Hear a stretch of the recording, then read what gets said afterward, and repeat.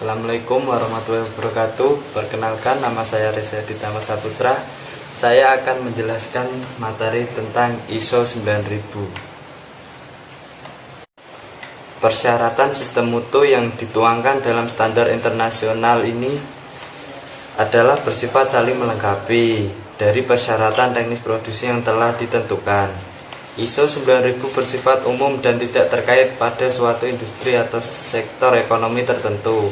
Standar internasional ISO merupakan organisasi yang anggotanya kurang lebih 90 negara dan memiliki kantor pusat di Rutenburg, Geneva, Switzerland. ISO 9001 Sistem mutu atau model jaminan mutu dalam bidang desain, pengembangan, produksi, investasi, dan pelayanan.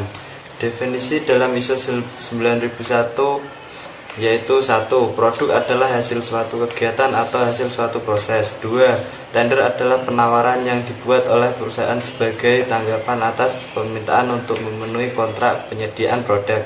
3. Kontrak adalah persyaratan yang disetujui antara perusahaan dan pelanggan yang disampaikan dengan cara apapun. Adapun poin-poin dari ISO 91. Yang pertama, tanggung jawab manajemen meliputi kebijakan mutu, organisasi, dan tinjauan manajemen. 2. Sistem mutu atau quality system meliputi umum, prosedur sistem mutu, dan perencanaan mutu. Tinjauan kontrak atau kontrak review, yaitu tinjauan, amandemen pada kontrak, dan rekaman data. Pengendalian desain atau desain kontrol meliputi perencanaan desain dan pengembangan, keterkaitan berbagai fungsi organisasi dan teknis, masukan desain, keluaran desain, tinjauan desain, verifikasi desain, dan validasi desain. Pengendalian dokumen data meliputi pengesahan dan penerbitan dokumen dan data, dan perusahaan dokumen dan data. 6. Pembelian atau purchasing meliputi evaluasi subkontraktor, data pembelian, verifikasi terhadap produk yang beli, verifikasi oleh perusahaan di tempat subkontraktor, dan verifikasi oleh pelanggan terhadap produk yang disubkontrakkan. 7. Pengendalian produk milik pelanggan.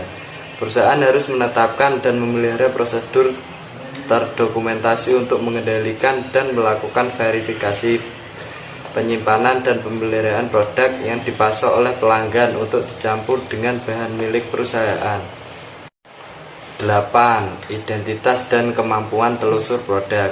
Apabila dapat dilakukan, perusahaan harus menetapkan dan memelihara prosedur tertulis untuk identifikasi produk dengan tata cara yang layak sejak tahap penerimaan, selama tahap produksi hingga pengiriman dan instalasi. 9. Pengendalian proses. Perusahaan harus mengidentifikasi dan merencanakan proses-proses produksi, instalasi, dan pelayanan secara langsung dapat mempengaruhi mutu dan harus menjamin agar proses-proses dilaksanakan pada kondisi terkendali. 10. Inspeksi dan pengujian. Bersifat umum, inspeksi dan pengujian pada tahap penerimaan, inspeksi dan pengujian dalam proses, inspeksi dan pengujian air, dan rekaman hasil inspeksi dan pengujian. 11. Pengendalian alat inspeksi, alat ukur, dan alat uji meliputi umum dan prosedur pengendalian. 12. Status hasil inspeksi dan pengujian. Status inspeksi dan pengujian produk harus diidentifikasi dengan sarana yang sesuai yang menunjukkan kesesuaian dan ketidaksesuaian produk dalam inspeksi dan uji yang dilakukan. 13. Pengendalian produk yang tidak sesuai, tinjauan dan penentuan produk yang tidak sesuai. 14. Tindakan koreksi dan pencegahan meliputi tindakan koreksi dan tindakan pencegahan. 15. Penanganan, penyimpanan, pengemasan, pengawetan, dan pengiriman meliputi umum, penanganan, penyimpanan, pengemasan, pengawetan, dan pengiriman barang. 16. Pengendalian rekaman mutu. Perusahaan harus menetapkan dan memelihara prosedur tertulis untuk identifikasi, pengumpulan, pengambilan, pengarsipan, penyimpanan, pemeliharaan, dan penghancuran rekaman mutu. 17. Audit mutu intern Perusahaan harus menetapkan dan memelihara prosedur tertulis untuk perencanaan dan pelaksanaan audit mutu intern verifikasi apakah kegiatan mutu dan hasil yang berkaitan memenuhi ketentuan yang telah direncanakan dan untuk menentukan efektif tidaknya sistem mutu. 18. Pelatihan atau training. Perusahaan harus menetapkan dan memelihara prosedur tertulis untuk identifikasi kebutuhan pelatihan dan penyediaan pelatihan bagi semua personil yang melakukan kegiatan yang mempengaruhi mutu. 19. Pelayanan atau servis. Bila pelayanan merupakan persyaratan yang telah ditentukan, perusahaan harus menetapkan dan memelihara prosedur tertulis untuk melaksanakan verifikasi dan pelaporan bahwa pelayanan memenuhi persyaratan yang telah ditentukan. 20. Teknik statistik atau tactical technique use, meliputi identifikasi kebutuhan dan prosedur. ISO 9002 merupakan sistem mutu atau model jaminan mutu dalam produksi instalasi pelayanan. Persyaratan dalam sistem ISO 9002 ini sama dengan persyaratan yang terdapat dalam ISO 9001 kecuali pengendalian desain. ISO 9002 sangat cocok untuk perusahaan jasa yang tidak memerlukan pengendalian desain seperti hotel, rumah sakit, asuransi, bank, lembaga pendidikan maupun laboratorium pengetesan. Beberapa contoh perusahaan penghasil barang yang memerlukan sistem standar ini adalah perusahaan cat, perusahaan sepatu, dan beberapa perusahaan dalam bidang industri kimia. ISO 9003 merupakan sistem mutu atau model jaminan mutu untuk inspeksi akhir dan tes.